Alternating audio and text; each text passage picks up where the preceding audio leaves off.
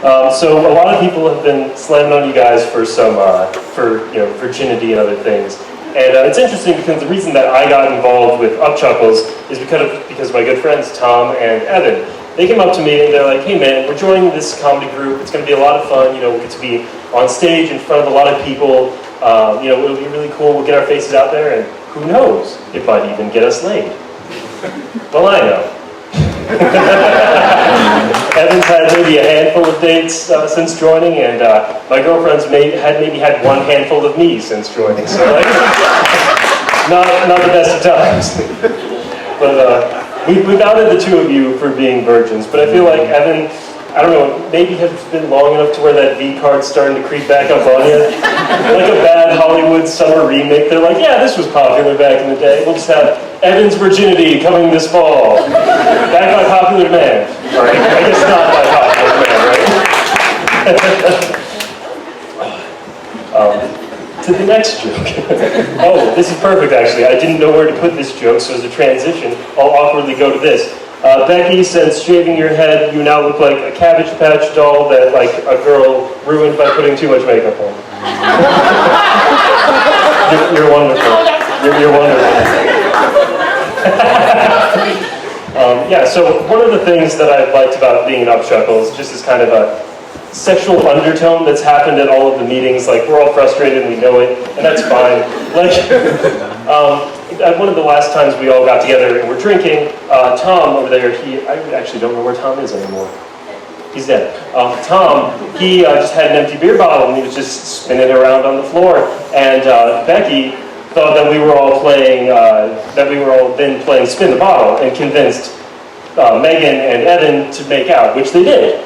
And I really don't know which of them that's worse for. Because me personally, I get all in my head when I'm making out with someone. So I have to imagine that Evan's thinking, oh man, I'm not representing mankind well enough. Is she even going to call me tomorrow morning? And then Megan, I feel like she had to be thinking, dear God, I hope he doesn't call me tomorrow morning. I feel like he's just going to show up in my house in 10 years unexpected, holding a bundle of dead roses and a shaved cat. No, Evan's never given a cat to a girl before. He has given dogs to girls before. One of his ex-girlfriends wanted a puppy and asked Evan to buy it for him, and sweetheart that he is, he did so. The girl's dad didn't want a dog in the house, so she just told her dad, hey, if it was just ran into our yard, it was a stray, can we keep him? And the dad was like, okay, yeah, sure. So I was thinking, wow, this guy must be pretty gullible. And the girl's like, yeah, I know, I want another puppy. And so he buys a second puppy for this girl, and he's like, well, how the hell am I going to how the hell is this guy going to believe that? But the two dogs looked close enough together that I guess she told her dad that it was, the new dog was the original puppy's mom, and had just come looking for it in their yard, and oh yeah, we can keep them both. But he spent, collectively between the two, $450 on those dogs. Yeah, which, nothing against you, Evan, you're a kind and generous soul, but I feel like when it comes to matters of the heart, you just don't know shit about how to use your money. Another good example of this is that same girl, and again, she's kind of a bitch. I don't want to use her real name. Let's call her Mrs. Buttersworth. She's a bitch, right? Whenever you need her, she just doesn't have the syrup you need. She's a total bitch. We can agree on this. So Mrs. Buttersworth, fuck it, we'll just call her by her name. Her name was Abby, right? Allie, okay. Fuck her, yes. So Allie wanted a swimsuit from Evan, and just sent him this link, and he's like, yeah, sure, I'll buy it for her. This is a nice thing to do. The swimsuit itself was $500, and Evan assumed that was a reasonable price for a swimsuit to be. Right, it sounded like a good deal at the time. Worst part is, though, she actually ended up throwing it away the very next day. What was it? 2 days later, okay. So, I'm not saying that this girl's a gold digger, Evan. I'm not. She's actually an oil tycoon. She's fracking your heart and your wallet. Oh yeah, but Evan, we can't call you a bitch or a pussy for giving in to your heart, because that's a wonderful thing to do, and to give for someone else. And besides, we can't really call you a pussy, because the adage is, you are what you eat.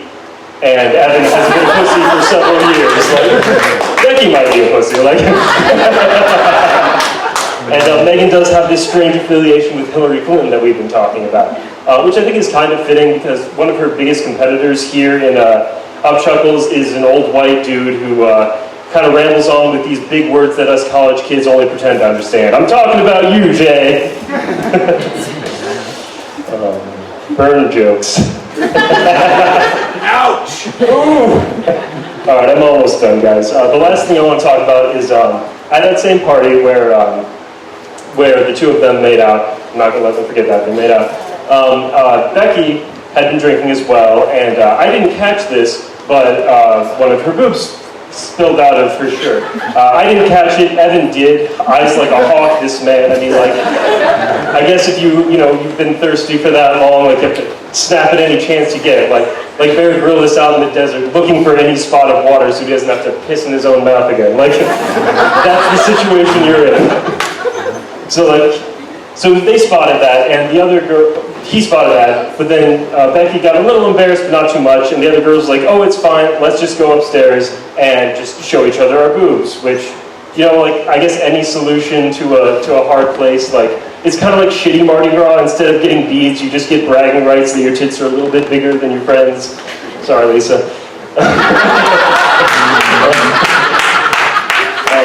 But that just left us guys hanging out downstairs, so what do? I guess we just have to drop trout, Like, there's nothing left to do at that point. And Ty, he's coming up later. He is the only, at least partially black member of UpChuckles. But ladies, I'll have you know, Evan's a up-and-coming gentleman. He may have a few surprises for him. So please date these ladies and gentlemen. Sorry for railing on you about that, but I guess that's all we have to talk about. So thanks, everybody. That's it for me.